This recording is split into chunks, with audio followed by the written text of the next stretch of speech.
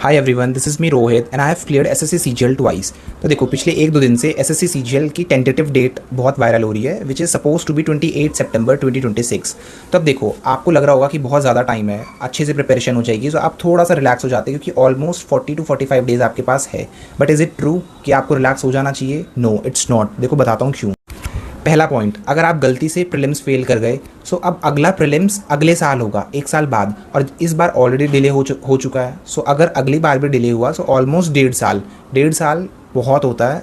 आप सीजीएल की तैयारी अगर किसी ने डेडिकेटेडली करी है ना, वो कंटिन्यू नहीं कर पाता है, मैक्सिमम लोग वहीं पे गिव अप कर देते हैं। दूसरा रीज़न कि आपको क्यों बहुत ज़्यादा अटेंटिव और सीरियस हो जाना चाहिए इस टाइम पे, प्रीलिम्स की कट ऑफ सीजीएल के लिए बहुत अनप्रेडिक्टेबल हो गई है।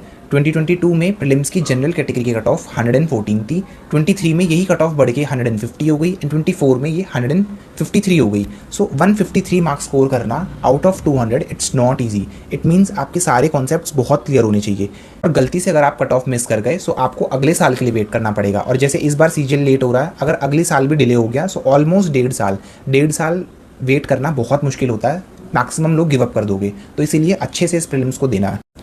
थर्ड इंपॉर्टेंट चीज़ मैं आपको बता दूं, बिल्कुल भी लाइटली मत लेना प्रीलिम्स को। मेरे एक फ्रेंड मिनिस्ट्री ऑफ फाइनेंस में है, एएसओ है, उनको इनकम टैक्स इंस्पेक्टर लेना था क्योंकि वो हरियाणा से है। So Delhi is not his home state, so उनको अपने होम स्टेट जाना था। So he also gave CGL. अब जब एएसओ बनने के बाद उन्होंने सीजीएल दिया, he couldn't clear the prelims cut off, although बहुत ही नैरो मार्जिन से ही फेल्ड, बट स्टिल उनका नहीं हुआ। सो प्रीलिम्स को आप बिल्कुल भी लाइटली नहीं ले सकते हो।